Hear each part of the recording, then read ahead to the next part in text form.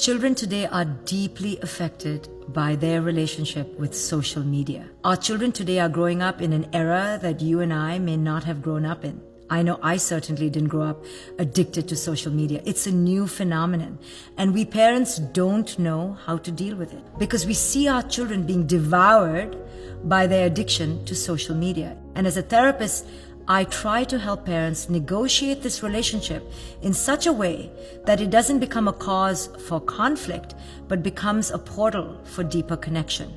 So the first thing I help parents understand is that children today are growing up on a diet of social media. So it is an inextricable part of their lives and of our lives. The first place to begin is to accept what is. To accept that this is here and it's in the now. So there's no point resisting it because our children will find a way to hide it from us. There's no point fighting it all the time because then it'll be a cause for power battles and for endless conflict. So the first thing is to accept that it's here. The second thing to enforce and understand is that there needs to be limits and boundaries. Limits and boundaries are healthy. They are the way we feel safe. Our children need limits and boundaries. I often say, though, that boundaries cannot be created in the spur of the moment.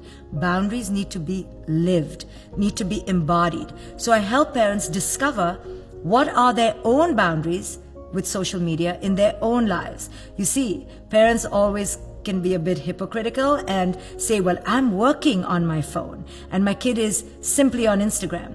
And when I do Instagram, it's for my work. And when they do Instagram, it's just for pleasure. Well, that's a hypocrisy. So first I point out the hypocrisy and I ask parents to dare to look at that in the face. Because if we don't own the hypocrisy, our children will never respect us. They will immediately understand that this is a double standard. And we don't want our children to ever feel that we're imposing on them something that we do not wish to impose on ourselves. Either it's unhealthy or it's not. We need to ask ourselves, how present are we being in our children's lives? When we eat dinner at the table, are we glued to our screen? When we are on a train, are we glued to social media? How is our relationship to social media? So it has to come from us. Now, if we have decided that we have created a healthy boundary with our own social media, now we can dare to approach our children to change their habits around social media.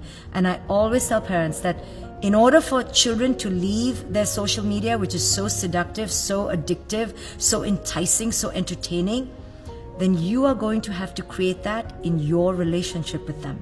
You're going to have to be exciting and entertaining and meaningful for our children. Otherwise, why would our children leave that to come to us? If they come to us and all we do is pressure them, harangue them, ridicule them, shame them, control them, no wonder they're going to hide in social media. So this is an invitation for parents to make the relationship with our children more joyful, more connected, so our children are drawn to us rather than hiding from us. Don't look at social media as a threat. Teach your children that there is a positive aspect to it. It's not just the enemy.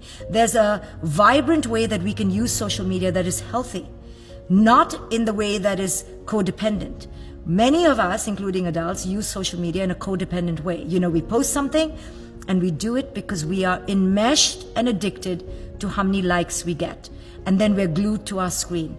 So if we use social media for that purpose, to elevate a sense of self, then we're going to model that for our children. And our children will use social media for a sense of worth.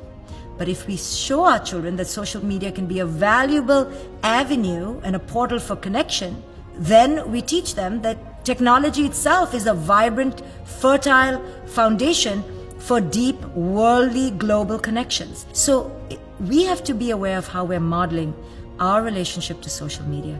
And through our modeling, our children will absorb how to use it in a positive way rather than in this codependent, addictive way.